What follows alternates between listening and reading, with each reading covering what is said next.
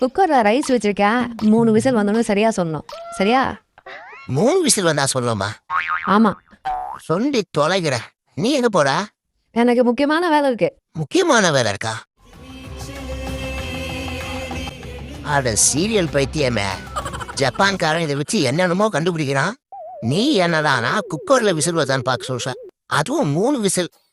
அவ்வளோ பெரிய குக்கர்ல வர விசில் சவுண்டு உனக்கு கேட்கல. ஆனா உன் மொபைல்ல ஏஐ சவுண்டு மட்டும் கேட்கும். என்னடா உங்க அறிவு? சரியான கூறு கட்ட குக்கரா இருப்ப போலயே. A few minutes later.